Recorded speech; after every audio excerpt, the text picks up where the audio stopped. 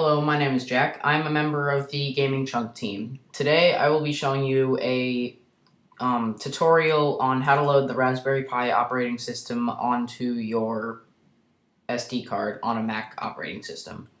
So for this tutorial you are going to need a standard SD card. It has to be 2 gigabytes or more, however 4 gigabytes is recommended. And then you're going to need this file and this application. The downloads links for both of these will be in the description. So first, once you have both of these files, this one especially may take a while to download. Once you have both of them, you're going to want to open up PiFiller. PiFiller will assist with copying a Raspberry Pi operating system available at raspberrypi.org to an SD card. If you have already attached your SD card to your Mac, please eject it before continuing. So you're going to want to make sure that there is no SD card on your computer. So as you can see, there's nothing here. When your SD card or flash drive or any other drive goes into your computer, it should show up on the top right side of your desktop. Yeah. Oh, yes. With your SD card, if you're using an iMac like this one, it will have an SD card slot on the side that you can just put the card right into. However, if you're not using an iMac or another computer that has an SD card slot, you're going to need to buy a card reader. They're relatively cheap. You can get them at Amazon, Newegg, Best Buy, or another electronic retailer. So hit continue. And then it says, please select an uncompressed Raspberry Pi OS image file. So you're going to have to locate this file because this is the image file it's looking for. This image file is the entire Raspberry Pi operating system. So now it says, please insert the SD card you want to use for the Raspberry Pi. It should be at least 2 gigabytes, preferably 4 gigabytes or more. It will be completely erased. I've said this, yeah. As a precaution, you may want to rename the card to Raspberry after inserting it to minimize the chance of confusion with any other disks. So at this point, you should insert your card into the computer. As I've said, it should appear on the top right side of your desktop, and right now it is named No Name. I have taken it right out of the box. I haven't used it yet. Although if you have used your SD card for whatever reason, it's okay. It won't mess up the tutorial at all.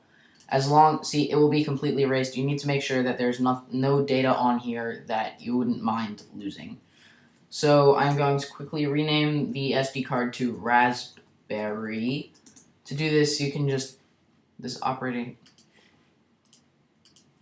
don't know what happened, but in any case, okay.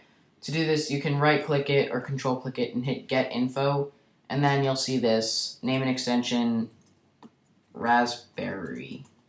Or you can do it as I did, you just click it, hit Enter, and type in the name. So hit Continue, and it will look for your SD card. You appear to have inserted an SD card with the volume name Raspberry. Please make sure that this is really your SD card and that it can be erased. By continuing, you agree that the author of this program is not responsible for any lost data on this card or any other disk on this computer. So, what it is saying is that it's located this SD card, because I've named it Raspberry, and they just want me to be sure that there's nothing on here that I wouldn't mind being deleted. So I've already checked that, so I will hit continue. You are about to erase your SD card and copy the Raspberry Pi operating system to it. This process may take PiFiller will notify you. So then you're going to want to hit erase SD card. Then you're going to need to type in your administrator name and password.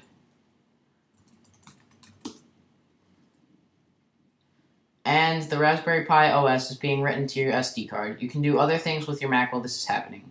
And then after a while, it will give you an estimated time available like that.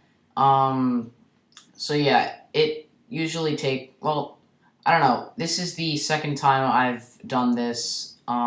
This time it's taking a lot shorter. The first time I did this, it took a half hour. In any case, it can take a while. So don't hit cancel writing, but you can do whatever else while your thing is running. It won't keep popping up in the background. It'll just stay there. But it will pop up when it's finished. So when that process is done, I will, I will be right back as soon as this is over. So as you can see, the Pi filler will eventually nag you and say, your SD card is ready, go put it in your Raspberry Pi. So after this, you can hit the quit button. You'll notice this is like the SD card, it went away. I don't know, this may be a bug, but in the new iMac operating system 10.8.3, which is what I'm running, after a while, the drive sort of just disappears, but it's still in the computer and applications can still read and write to it. So if this happens to you, just take out the card because there's no way to eject it. And I don't know, it may have been that it ejects automatically. So I just took it out and I'm putting it back in. It's right there. It's untitled. I guess it like erases the name. I don't know.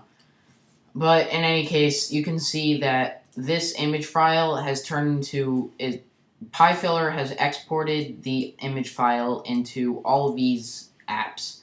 Not apps, files.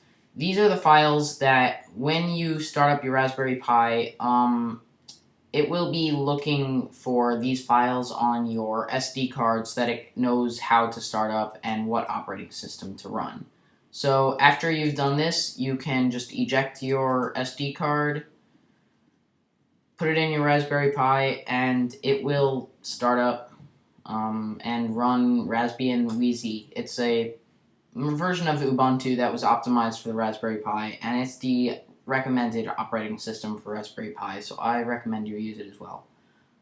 Thank you for watching. If you enjoyed this tutorial, please like, comment, subscribe, and I will see you later.